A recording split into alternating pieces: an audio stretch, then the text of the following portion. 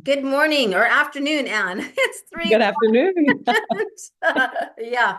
Where's my time gone today? I think we're in the same time zone actually, because it's also 4 p.m. around here as well hmm So in yeah, our winter havens. exactly. Yes.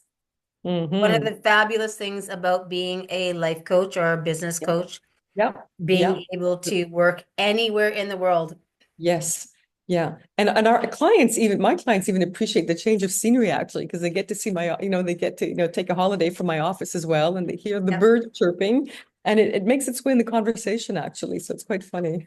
It does. There's lots of times I've been out hiking and I've received a phone call and we've stepped off the path and I've taken a coaching call and my husband just goes, "That's incredible." But it's amazing. And It then is. I take a picture of where I am because I tell people you should never have been able to get a hold of me here. So the fact that you actually got me at this specific time and space Yeah. is unbelievable. Right. And probably meant to be as well.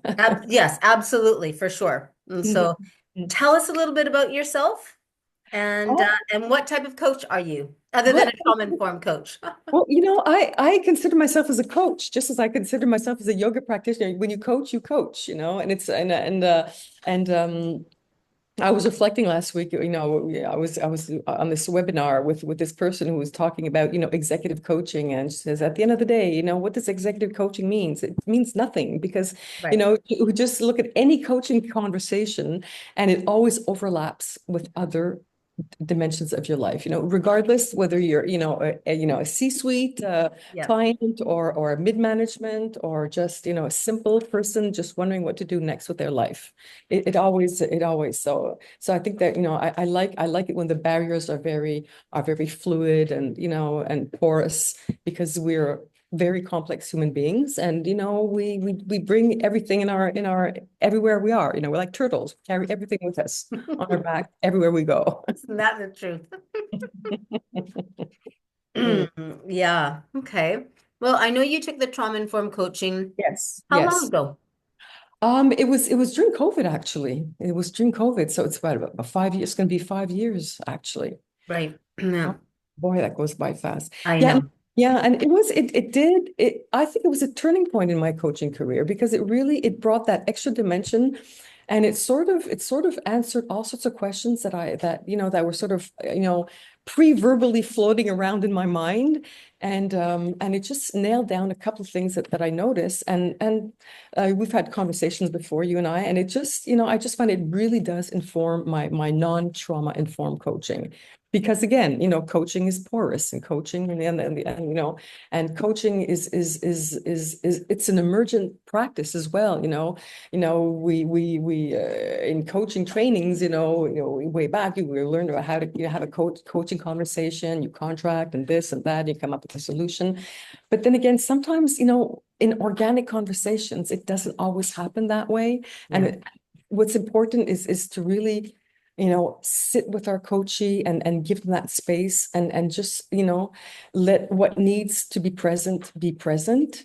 And sometimes it has, the conversation gets them delving into maybe not so fun past. And although, we do want to contract in dopamine and all that stuff, I mean, we have to go there sometimes, and that's when things unexpectedly come up for them as for us in the conversation. We realize that, the reason that they have issues with their leadership is because of something that happened in the schoolyard when they were six Yeah. years old, Yes. or the reason that they just can't say no to being overloaded in their agenda is because they had extra demanding parents that asked them, where is that extra grade when they got 99% marks in their math contest. So these things show up all the time, and this is what we're unraveling and unpacking during our sessions, I find.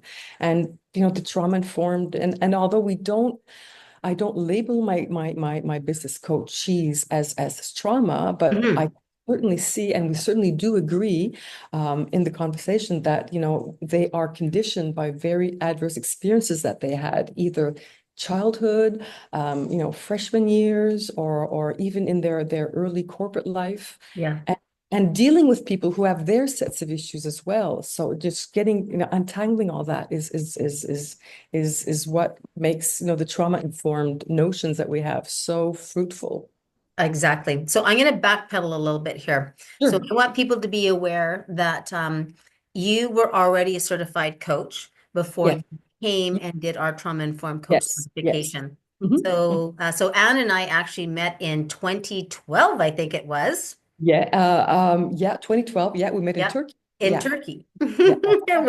When we were taking a coaching program together there That's right. through That's Eric. right. Yeah. And yeah, and then so fast forward a couple of more years and then you came and took our trauma informed certification. So That's right. I yeah, was I was very gallantly invited in that training, and I just bounced in because I just found it was so interesting, and so it had so much to bring. And then I realized, because we're all into continued education, and and which I really love, by the way.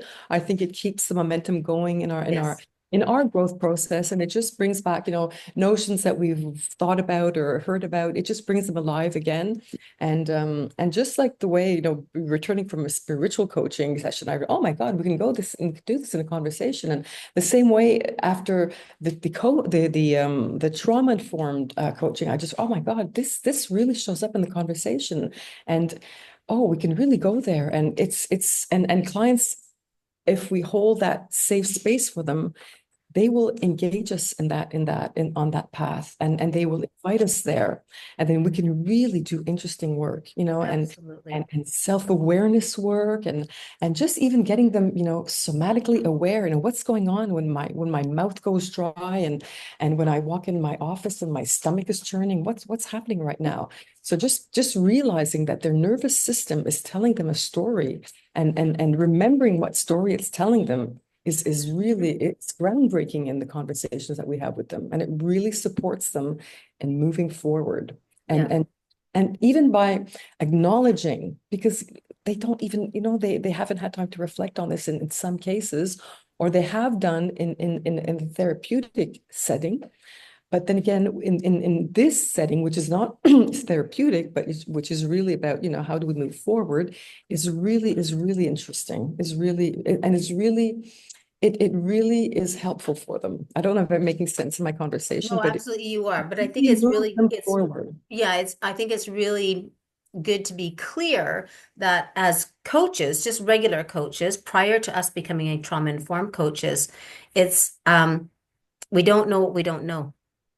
Right, exactly, exactly. And then when we're educated in trauma informed, then now the whole conversation changes. Completely, because we have a new awareness on what we see in our clients. Yeah. And I remember in a previous conversation we both spoke about, Bessel van der Kolk, and this idea that so many of us, because I'm going to include myself in this, so many of us, have experienced at some degree some form of trauma. Yes. And it's often mislabeled as depression, anxiety, and paranoia, in all these fancy terms. But basically it comes down to very adverse experiences that really shape the way that I'm going to move forward in my life, because I don't feel, I feel scared. I feel like there's a threat out there, and I'm always on the defensive, and I'm nervous, and I'm so all these things, they don't stem from a place of mental illness. They stem from a moral injury, maybe sometimes. Yeah. I, and I and talk about that all the time, we have we have a moral compass that we live Mhm. our life by, right? Yes, right, And right. and so our belief systems, we have belief systems. Yes. And we live our life by these belief systems. But when these belief systems get pushed against too many times, Mhm. it creates a moral injury.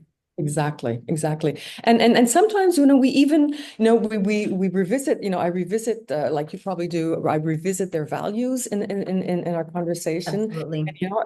And, we explore, what value isn't met when I'm feeling this way? Where is it my sense of loyalty? Is it my sense of justice? Where's the glitch here?